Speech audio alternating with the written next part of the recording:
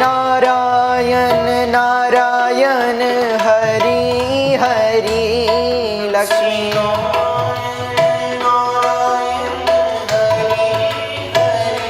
ओ लक्ष्मी नारायण नारायण हरि हरि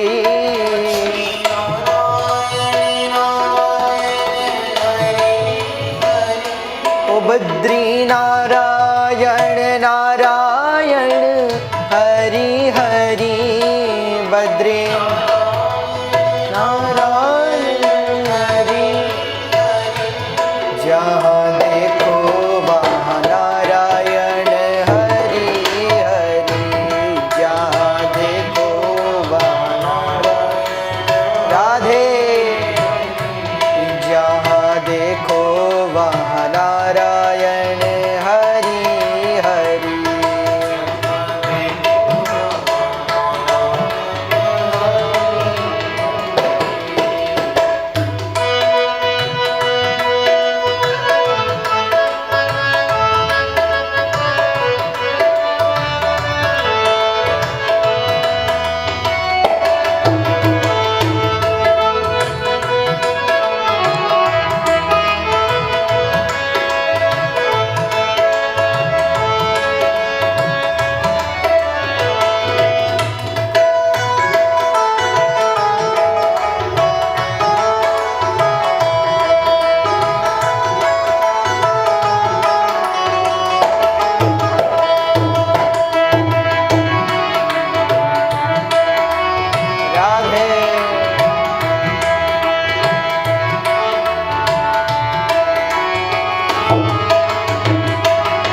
जल में नारायण नारायण हरि हरि जल में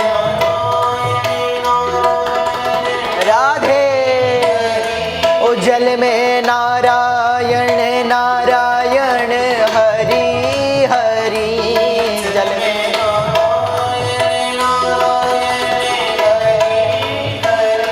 उथल में नारायण नारायण हरि हरि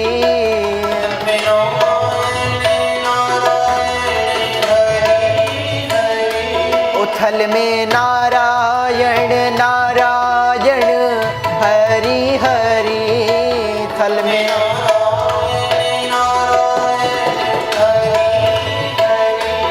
जहाँ देखो वहाँ नारायण हरि हरि जहाँ देखो वहाँ नारायण राधे जहाँ देखो वहाँ नारायण हरि हरि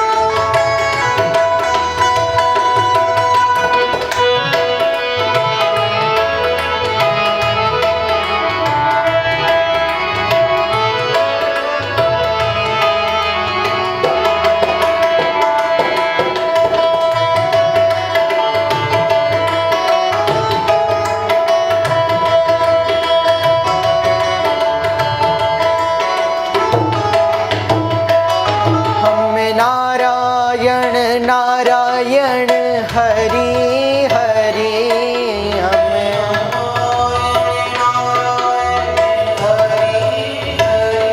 ओ हमें नारायण नारायण हरि हरि राधे ओ तुम्हें नारायण नारायण हरि हरि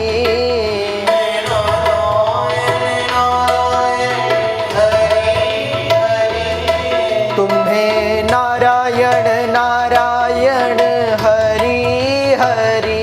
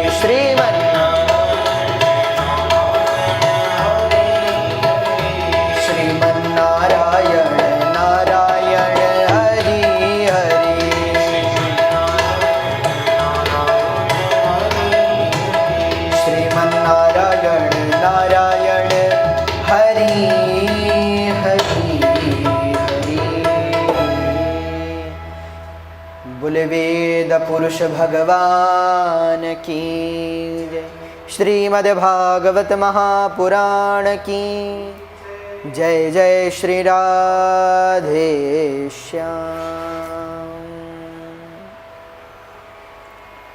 तो आइए आज की मंगलमय कथा में प्रवेश करें। कल हम सब लोग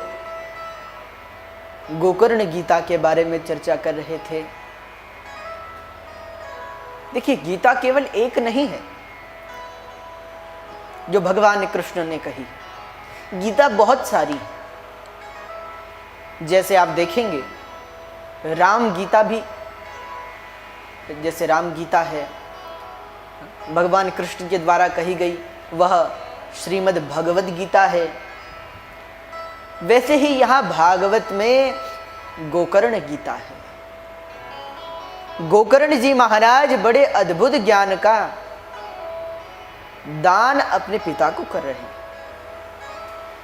कल भी इस बारे में हमारी बहुत से चर्चा हुई। गोकर्ण जी कहते हैं, देहे स्थिमान सरुधिरे भीमतिम त्यजत्वम जाया सुता दिशु सदा ममताम विमुंच पश्यानिशम जगदिदम क्षणभंग निष्ठम वैराग्य राग रसिको भव भक्ति निष्ठ। ये देह बना किससे? हड्डियों से, मांस से, रक्त से। पर देखो व्यक्ति को कितना प्यारा होता है, बहुत प्रेम होता है इस देह से, पर इसे जहां से भी खोलकर देखोगे कुछ अच्छा ही नहीं, बुरा ही दिखेगी, कुछ अच्छा नहीं।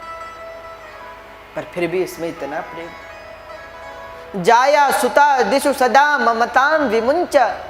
वह ममता में, प्रतिष्ठा में, सम्मान में, यश में, कीर्ति में ऐसा फंस गया है व्यक्ति। देखो, अगर तुम्हें भक्ति तक पहुंचना है, अगर सीता जी को पाना है तो हनुमान जी तो बनना ही होगा। आपने देखा होगा कि जब समुद्र किनारे सारे वानर निराश हो गए कि कौन इस 100 योजन के समुद्र को पार कर कर सीता जी को लाएगा, चिंता व्याप्त हुई। किसी ने कहा महाराज हम कुछ योजन जा सकते हैं, किसी ने कहा नहीं हम वहां लंका पहुंचेंगे पर वापस आने में कुछ शंका है। कुछ बोले क्या पता वापस आ भी जाएं, पर थोड़ा सा पक्का नहीं है।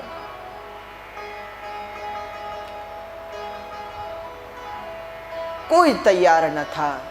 जामवंत जी ने कहा हम तो वृद्ध हो गए, जब युवा थे तो भगवान वामन के कई, जब इतना विराट पुरुष धरती को नापा तो उस समय हमने उनकी साथ परिक्रमा लगाई, पर अब अस्वस्थ हो गया है देह, और वृद्धावस्था तो जीवन का अटल सत्य है, वो तो आएगी।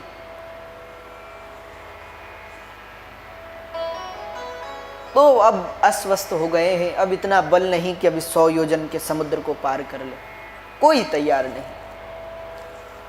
तब सबका ध्यान गया हनुमान जी की ओर। जामवंत जी ज्ञानी हैं, समझ गए कि यह काम तो हनुमान के हाथों में, इसे वही सिद्ध कर सकता है। क्योंकि अगर अन्य वानर लंका को तैयार भी हो गए, भले ही उनमें इतना बल हो कि वो लंका भी पहुंच जाएं, वापस भी आ जाएं, पर अभी तो मार्ग में बहुत सारे विरोधी उत्पन्न होंगे, उन्हें भी तो पार करना है। अच्छा, बाद में दिक्कत नहीं हुई, जब भगवान राम ने पुल का, राम सेतु का निर्माण किया, तब कोई परेशानी नहीं हुई, कोई समस्या नहीं हुई, सारे वानर पार हो गए। क्यों? क्योंकि उस समय भगवान साथ थे। पर बोले अभी तो भगवान कहाँ है, हम यहाँ कैसे पार होंगे, मार्ग में बहुत विरोधी आएंगे। जामवंत जी जानते थे, तो क्या किया जाए? तो हनुमान जी से कहा, अरे राम काज लगी तब अवतारा, सुनत ही भयउ पर्वताकारा। अरे तुम्हारा तो जन्म ही राम काज के लिए हुआ है, जामवंत जी ने कहा, और जो सब कुछ करने में समर्थ है और तुम ऐसे बैठे हो, जाओ।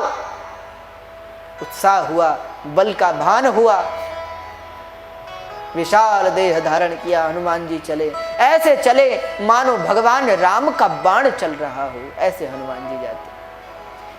अच्छा, बड़ी विचित्र बात है, संतों का भाव है, कहते हैं जब हनुमान जी जा रहे थे तो देवताओं को शंका हुई, कहने लंका सोने की है, स्वर्ण की है। तुलसी जी भी कहते हैं, कनक कोट विचित्र मणिकृत सुंदरायतना घना। कनक कोट है, सोने की लंका है। तो कहीं हनुमान जी लंका पहुंच तो गए, बल पर तो कोई संदेह नहीं, पर कहीं स्वर्ण में आसक्ति हो गई, धन देखकर लोभ जागृत हो गया, तो लोभ की परीक्षा लेने के लिए और आलस्य